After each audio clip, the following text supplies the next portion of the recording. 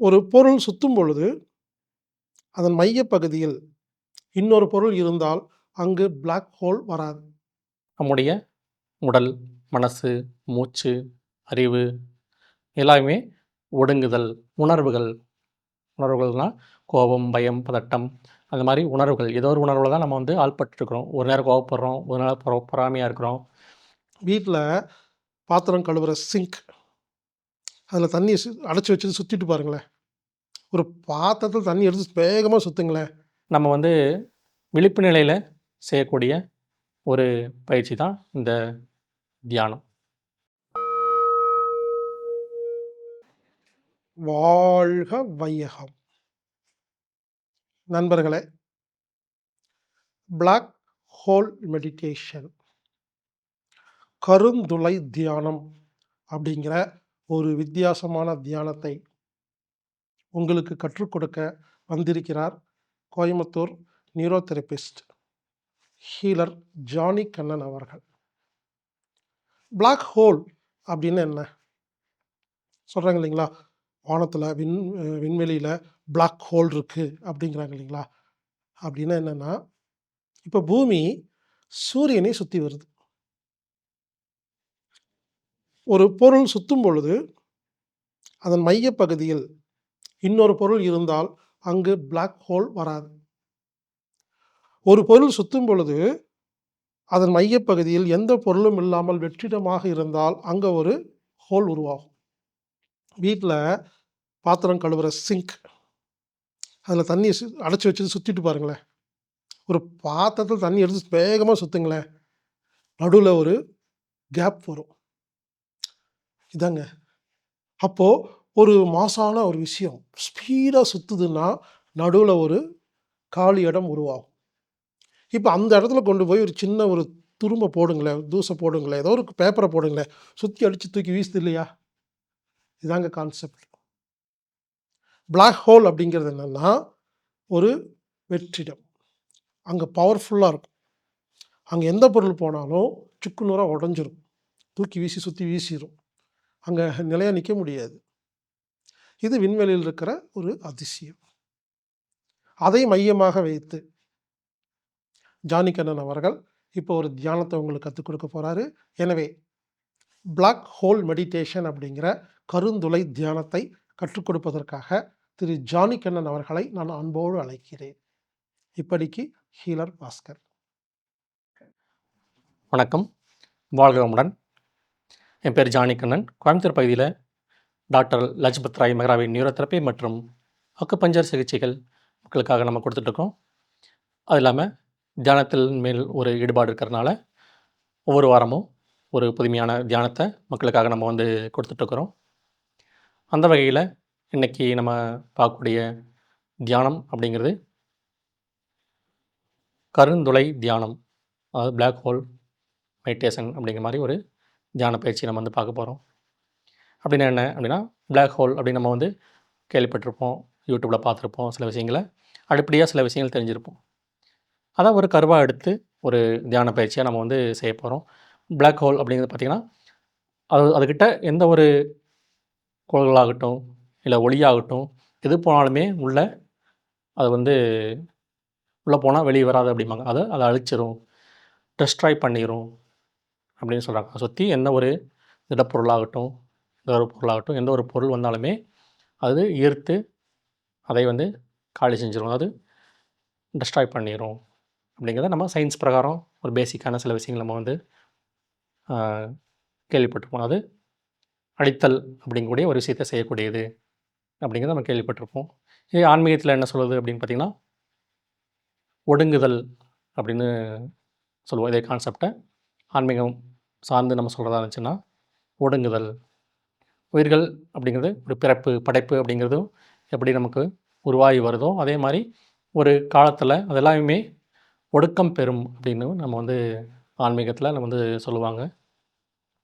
இதே யோகத்தில் அப்படின்னு பார்த்திங்கன்னா, இதே விஷயத்த நம்ம உயிர் படக்கம் சொல்லுவோம். அதாவது நம்முடைய உடல், மனசு, மூச்சு, அறிவு எல்லாமே ஒடுங்குதல் அப்படிங்கிறத நம்ம வந்து ஒருநிலைப்படுதல் அப்படிங்கிறத நம்ம வந்து சொல்லுவோம். இந்த விஷயத்த தான் நம்ம ஒரு மையப்பொருளா எடுத்து ஒரு தியானம் வந்து செய்ய போறோம். அது எதுக்கு இந்த மாரி அப்படின்னு பார்த்தீங்கன்னா, பிளாக் ஹோல் அப்படின்னா, அது எல்லா பொருளையும் அழிக்கும் அப்படின்னு பார்த்துருக்கோம். ஆனா, இங்க தியான பொருள்ல வந்து எல்லாமே அழிக்கிறது அப்படிங்கிற மாரி பார்க்காம என்ன பண்ணோம், எல்லாமே ஒடுங்கிறது, ஒருவயப்படுறது அப்படிங்கிற ஒரு அர்த்தத்தில இந்த தியான பயிற்சி நம்ம வந்து செய்ய போறோம். எதுக்கு அந்த ஒடுங்குதல், இல்ல ஒருநிலைப்படுதல், அது ஓய்வெடுத்தல் அப்படின்னா, நமக்கு தொடர்ந்து நம்ம பல வேலைகள் வந்து செஞ்சுக்கிட்டே இருக்கோம். அப்படிங்கும்போது உடம்பு சோர்வடையுது, மனசு சோர்வடையுது, புத்தி சோர்வடையுது. அப்படிங்கும்போது அதுக்கு ஒரு ஓய்வு தேவை. அப்ப அந்த ஓய்வுக்கு நம்ம என்ன பண்ணுறோம் அப்படின்னா, தூக்கத்து மூலமா நமக்கு சரியான ஒரு ஓய்வு வந்து கிடைக்குது. கஷ்டப்பட்டு காலையிலேருந்து நைட் வரைக்கும் வேலை செய்கிறோம். அப்போ தூக்கத்துக்கு போகும்போது நல்ல ஒரு ஓய்வு கிடைக்குது. காலையில எந்திரிக்கும்போது நம்ம ஃப்ரெஷ்ஷாக எந்திரிக்கிறோம். அப்பாடா! இப்போ தான் நல்லாயிருக்கு, வெடுக்குன்னு இருக்குது அப்படின்னு சொல்றோம் இல்லையா? அப்போ இதே விஷயத்த நம்ம வந்து விழிப்பு நிலையில செய்யக்கூடிய ஒரு பயிற்சி தான் இந்த தியானம். அப்போ இது செய்யும்போது என்ன நடக்கும்னு பார்த்தீங்கன்னா, ஒரே ஒரு நிமிஷம் நீங்க உண்மையான, முழுமையான ஒரு அந்த ஒடுங்குதல், அதாவது ஒருங்கிணைத்தல், அது ஓய்வெடுத்தல் அப்படிங்கிற பயிற்சிக்கு நீங்க போனீங்க அப்படின்னா, ஒரு 4 மணி நேரம் நல்லா ஜம்முன்னு கனவில்லாம தூங்கி எந்திரிச்சோம்னா, எந்த அளவுக்கு ஒரு ஃப்ரெஷ்னஸ் கிடைக்குதோ, எந்த அளவுக்கு ஒரு சக்தி கிடைக்குதோ, எந்த அளவுக்கு ஒரு ஆற்றல் கிடைக்குதோ, எந்த அளவுக்கு நம்ம ஒரு ஓய்வா நம்ம உணர்றோமோ, அந்த அளவுக்கு அந்த சக்திய வந்து இந்த தியான பயிற்சியில பெற முடியும். ஆனா, இது வந்து நம்ம விழிப்பு நிலையில வந்து செய்யக்கூடிய ஒரு பயிற்சியா இருக்குது. அப்ப இதுக்கு என்ன செய்யணும் அப்படின்னு பார்த்தீங்கன்னா, நம்முடைய உடைமைன்னு சொல்லக்கூடிய ஒவ்வொரு பொருளையுமே நம்ம வந்து ஒடுக்கு நிலைக்கு நம்ம வந்து கொண்டு போறோம். அது எப்படி ஒடுக்கு நிலைக்கு கொண்டு போறது அப்படின்னா, மனச பயன்படுத்தி ஒவ்வொரு பகுதியும் அந்த ஒடுங்குது அப்படின்னு நம்ம மனசுல நினைக்கும்போது, அது உண்மையாவே அது ஒடுக்கம் அப்படிங்கிறது பெறும். அதாவது ஓய்வு அப்படிங்கிறது நிலைக்கு அது வந்து போகும். அதாவது உடம்புல அங்க வலி இருக்குது, வேதனை இருக்குது, துன்பங்கள் இருக்குது, இல்ல வேற கொஞ்சம் நல்லா இருக்குது. பல விஷயமான இருக்குது அப்படின்னாலும், அது எல்லாமே அந்த உடம்பு சார்ந்த இந்த உணர்வுகள் எல்லாமே ஒடுங்குது அப்படின்னு நம்ம வந்து மனசுல ஒரு கற்பனையா தான் நம்ம நினைக்கிறோம். அது நினைச்சது அப்படின்னா அது உண்மையாகும். எண்ணம் போல் வாழ்க்கைன்னு சொல்றாங்க. எத நம்ம நினைக்கிறோமோ, அது நமக்கு வந்து உண்மையாகும். அப்போ உடம்ப வந்து நம்ம உணர்வுகளிலிருந்து ஒடுக்கி ஓய்வுக்கு கொண்டு வரணும். அதேபோல அடுத்தது மூச்சுக்காத்து செயல்பட்டு இருக்கு. அத நம்ம ஒடுக்கம் பெற செய்யணும். அடுத்தது மனசு. அந்த மனச ஒடுக்கம் பெற செய்யணும். அதுக்கப்புறம் அறிவு, சிந்தனைகள் ஏதோ ஒரு விஷயத்த நம்ம வந்து சிந்தனை பண்ணிக்கிட்டே இருக்கிறோம். அத ஒடுக்கம் பெற செய்யணும்.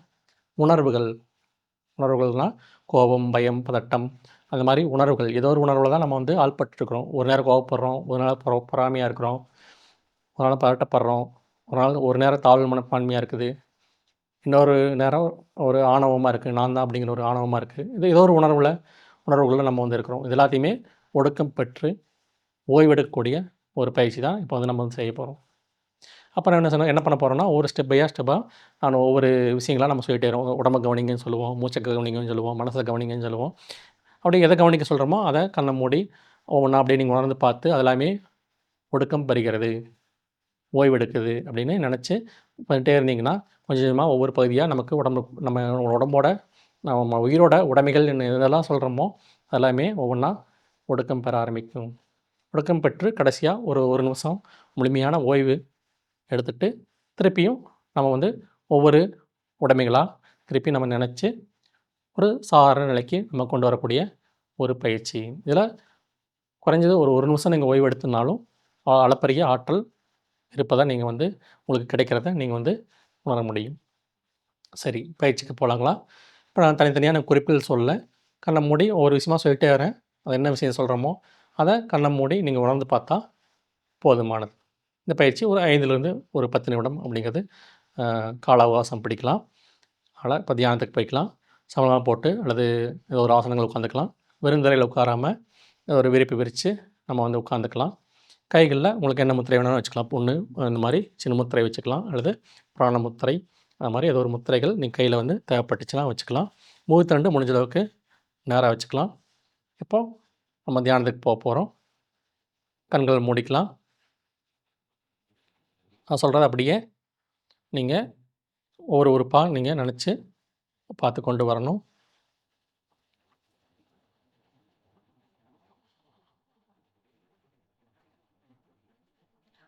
உச்சந்தலை,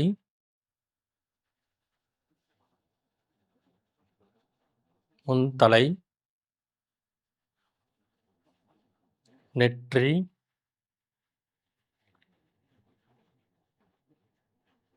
கண்கள், மூக்கு, வாய்,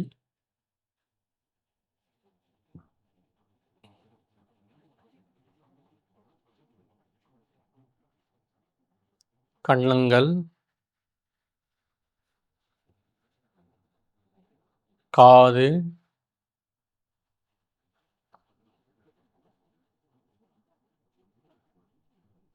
கழுத்து,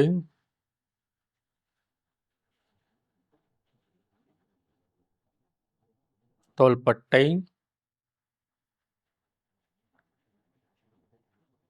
நெஞ்சுப்பகுதி,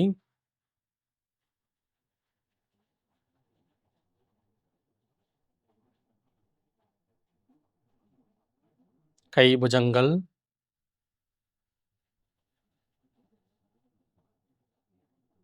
முழங்கை, முன்னங்கை,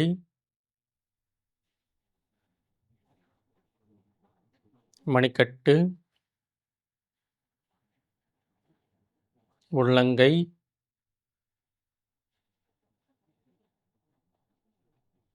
கைவிரல்கள்,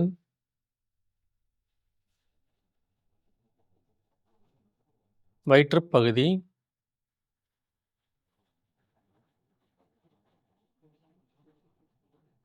முதுகுப்பகுதி,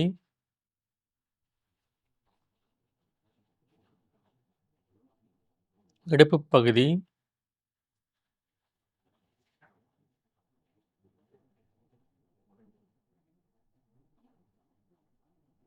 தொடைகள்,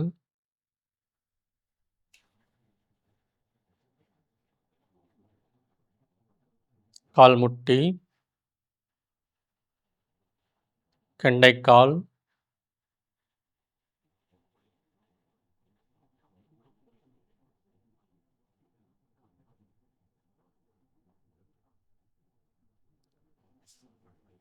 கணுக்கால்,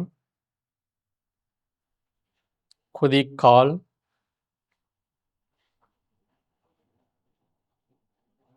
கால்பாதம், கால் விரல்கள்,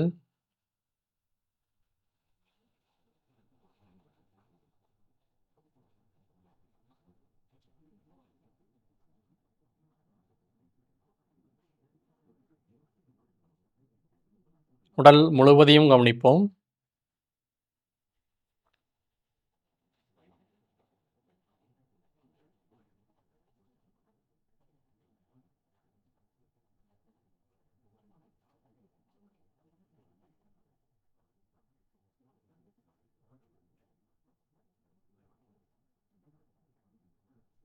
உடல் முழுவதும் ஆங்காங்கே சிறு வலிகள், வேதனைகள், எரிச்சல்கள், நமைச்சல், குடைச்சல் போன்ற உணர்வுகள், சந்தோஷமான மென்மையான உணர்வுகள், கடினமான உணர்வுகள், பஞ்சு போன்ற உணர்வுகள்,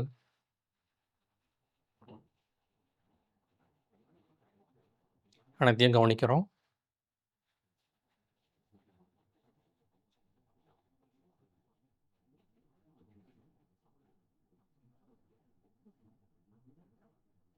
கொஞ்சம் கொஞ்சமாக நம்முடைய வலிகள், வேதனைகள் எல்லாமே குறைஞ்சு வரதை நம்ம உணர்கிறோம்.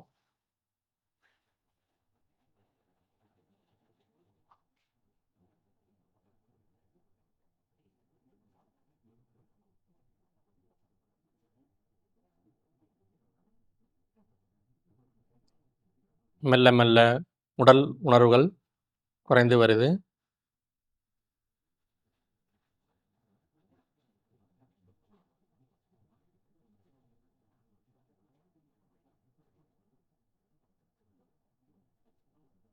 உடல் ஒடுக்கம் பெறுகிறது.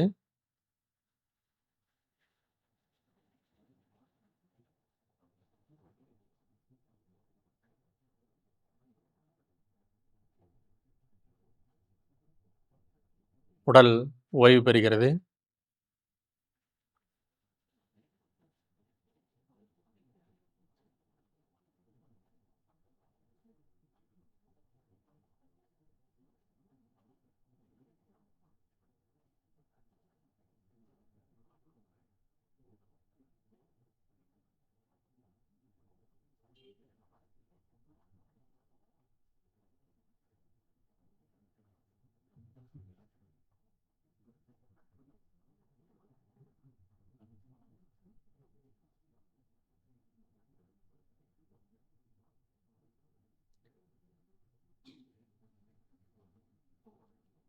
உடலின் உணர்வற்ற நிலையை நாம் உணர்கிறோம்.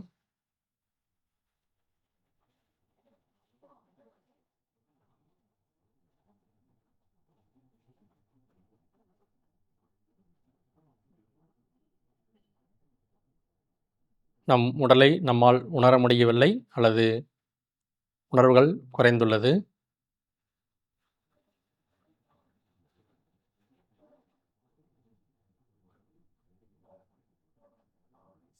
மெல்ல மூச்சுக்காத்த கவனிப்போம்.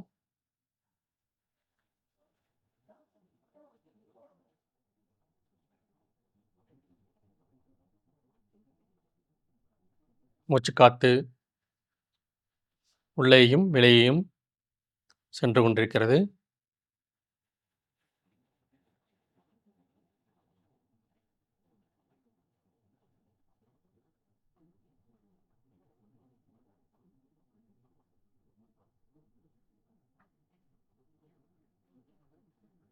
மூச்சுக்காத்து சில வேளைகளில் சீரானதாக இருக்கிறது.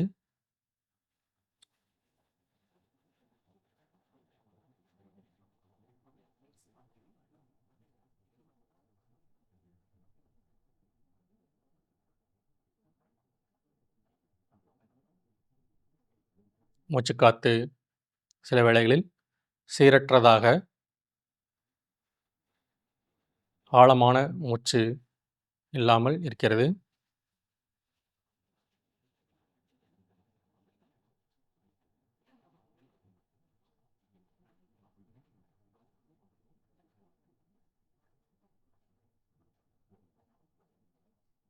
மூச்சுக்காத்த கவனிப்போம்.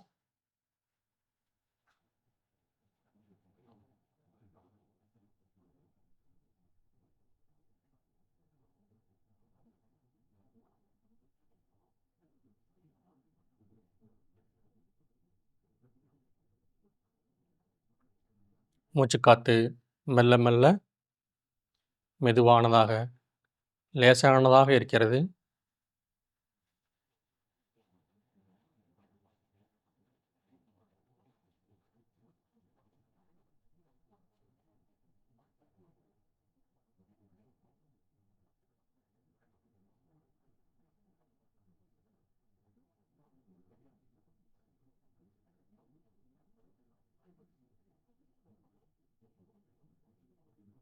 மூச்சுக்காத்து மிக மிக லேசாக நடக்கிறது.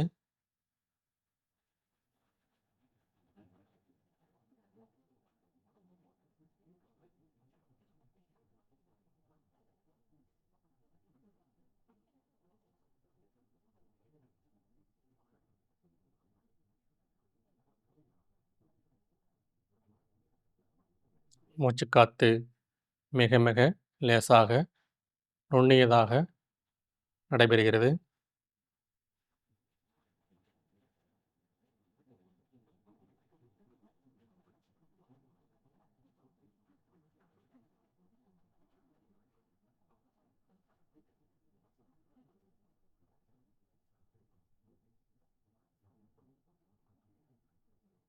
இப்பொழுது மூச்சுக்காத்து முற்றிலுமாக நடைபெறவில்லை அல்லது மிக மிக நுண்ணிய அளவில் நடைபெறுகிறது.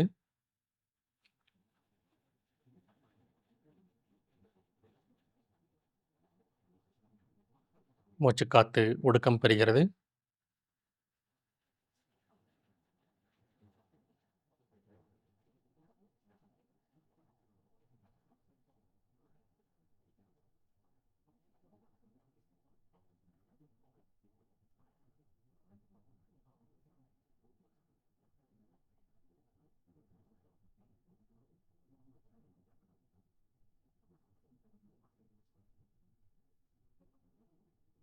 நம் மனதில் தோன்றும் எண்ணங்களை கவனிப்போம்.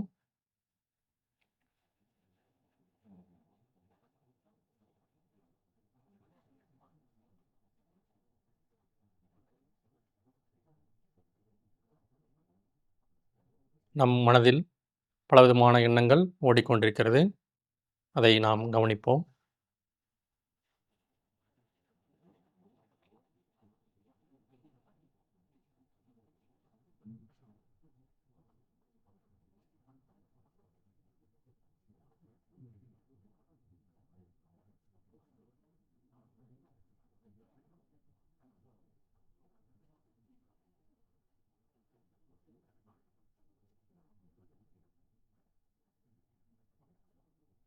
மனதின் ஓட்டம் மெல்ல மெல்ல குறைகிறது.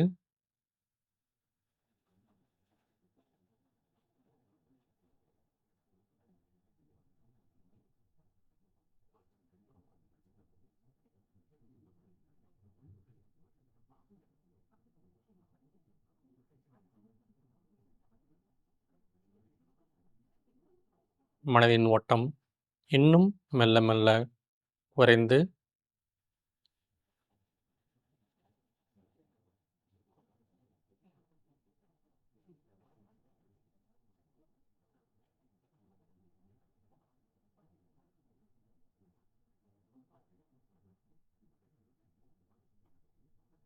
மனம் செயல்படுவது நிற்கிறது.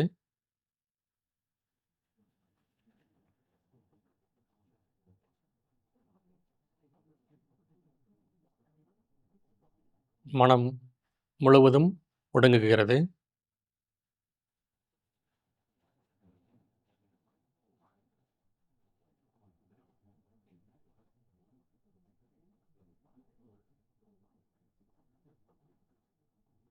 மனதில் எந்த ஒரு எண்ண ஓட்டமும் இல்லை, அல்லது மிக மிக மிக குறைந்த எண்ணங்களே உள்ளது.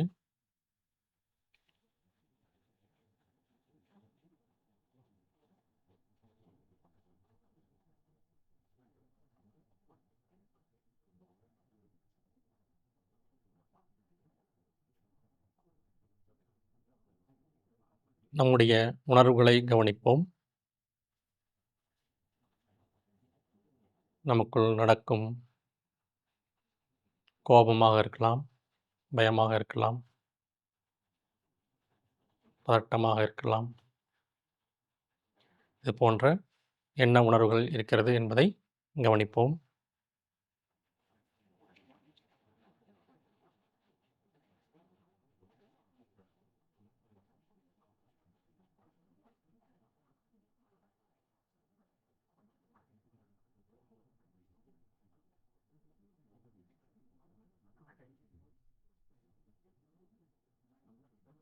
தேவையற்ற உணர்வுகள் அனைத்தும் குறைகிறது.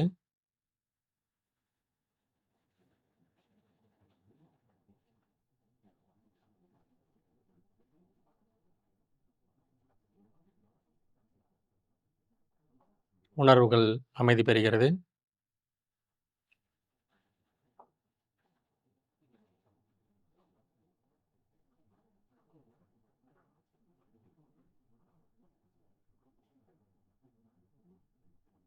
உணர்வுகள் ஒடுங்குகிறது.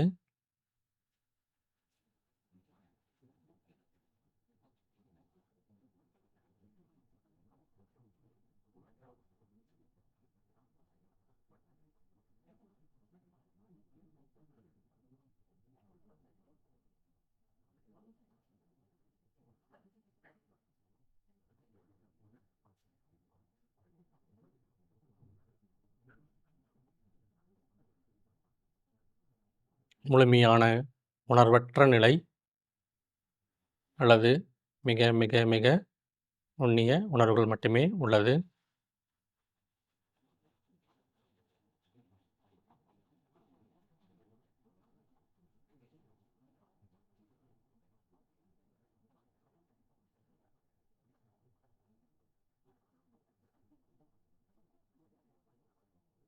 உடல், மூச்சுக்காத்து, மனம், எண்ணங்கள், காட்சிகள், உணர்வுகள் அனைத்தும் முழுமையான ஒடுக்கத்திற்கு செல்கிறது, முழுமையான ஓய்விற்கு செல்கிறது.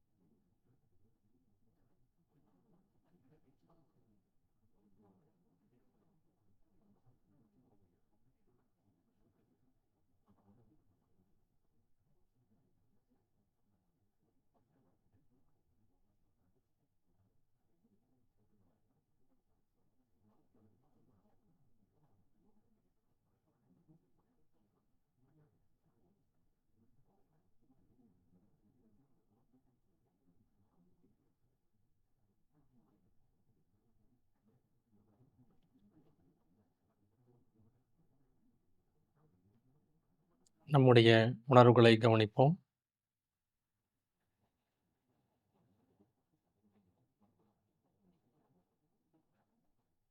நம்முடைய எண்ணங்களையும் காட்சிகளையும் கவனிப்போம்.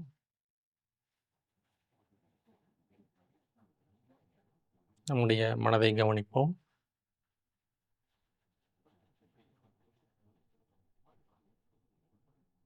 நம்முடைய மூச்சுக்காற்றை கவனிப்போம். மூச்சுக்காற்று உள்ள வெளியே போயிட்டு வருது.